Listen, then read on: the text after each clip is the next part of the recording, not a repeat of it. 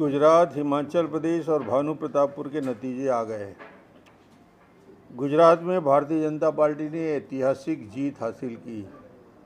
27 साल के बाद आने वाले 5 साल के लिए यानी करीब 27 और 32 साल का एक कीर्तिमान स्थापित हुआ, जिसमें भारतीय जनता पार्टी लगातार एक दल की सरकार हो और लगातार एक मुद्दे पर ये चुनाव जीतते आ रहे हैं, विकास विकास और विकास।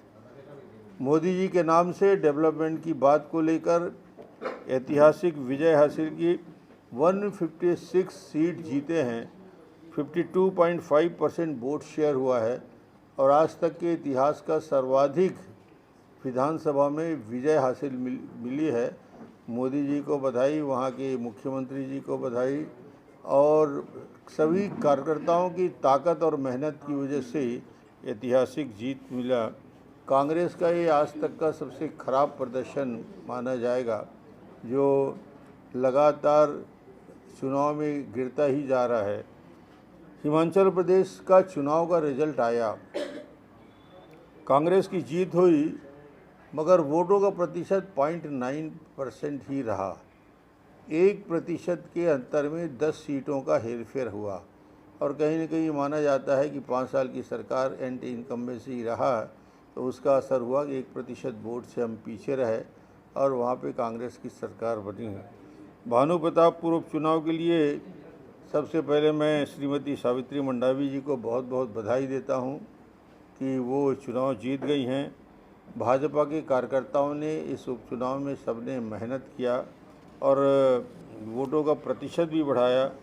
कांग्रेस ने षड्यंत्र करके ब्रह्मानंद नेताम हमारे प्रत्याशी के खिलाफ 3 साल पुराने षड्यंत्रपूर्वक एक मामले पॉस्को एक्ट के अनुसार कार्रवाई करने का प्रोपेगेंडा भी किया, प्रचार भी किया, न्यायालय से उनको रिलीफ भी मिला, मगर ये कांग्रेस का षड्यंत्र था और जिसकी वजह से भारतीय जनता पार्टी चुनाव में पीछे रह गई।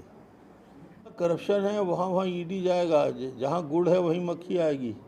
तो यहाँ सबसे ज़्यादा करप्शन है, इसलिए आई है नहीं, स्थायी रूप से बैठी हुई है। अभी तो कार्रवाई शुरुआत हुई है, आगे आगे देखिए कोई बच नहीं पाएगा। ये जितने लोग अभी कंबल ओढ़ के बैठे हैं ना, जो करप्शन में, उस कोयले की दलाली में जिनके हाथ और चेहरे रंगे हुए हैं, कोई बचेगा नहीं। हो या 24 के चुनाव हो, संगठन के दम पे लड़ा जाएगा। और 23 के चुनाव के, गुजरात के चुनाव के बाद ये तय हो गया 2024 में प्रधानमंत्री नरेंद्र मोदी तीसरी बार फिर से देश के प्रधानमंत्री बनने वाले हैं। ये अब हिंदुस्तान में हर व्यक्ति बोलने लगा कि जो मोदी जी की लोकप्रियता का ग्राफ है वो उन्हें प्रधानमंत्री बनाएगा और अन्य राज्यों में भी मदद मिलेगी। इसमें मालूम होगा कि क्या स्थिति है, ज़मीन की धरातल की सच्चाई चुनाव में दिखेगा। 2023 के चुनाव में, 2024 के चुनाव में दिखेगा। उपचुनाव में सत्ता का उपयोग करके धन बल और जिस प्रकार से यहाँ इस चुनाव में दुरुपयोग किया गया सत्ता का दुरुपयोग करके, चरित्र हत्या करके चुनाव जीतना, एक कांग्रेस ने वही काम किया। गवर्नर साहब का जवाब जो है वो ही पर्याप्त है कि इसमें विधि विशेषज्ञों से राय ले रही है, कानूनी राय ले रही है, क्योंकि तकनीकी विषय है, इसीलिए उन्होंने भी सुझाव मांगा है, राय मांगा है। विधि विशेषज्ञों की राय आने के बाद ही आगे बढ़ेंगे। उपचुनाव तो उपचुनाव होता है और उपचुनाव स्थानीय मुद्दों पे लड़ा जाता है, कोई प्रदेश के मुद्दों पे नहीं लड़ा गया और इसलिए इसका फर्क तो बढ़ गया है, क्योंकि ईडी और सीडी के बाद भूपेश को राष्ट्रीय स्तर में और अंतर्राष्ट्रीय स्तर में जानने लगे कि सीडी वाला कौन है और ईडी वाला कौन है। और ईडी के इतने बड़े मामले किस राज्य में चल रहे हैं जहां पे आईएएस अधिकारी, अन्य सीनियर अफसर और लोगों के जाल में है। कई 100 करोड़ रुपया का कोयले की दलाली हो रही है। तो ये भूपेश जी का राष्ट्रीय अंतर्राष्ट्रीय स्तर में कद तो बढ़ा है।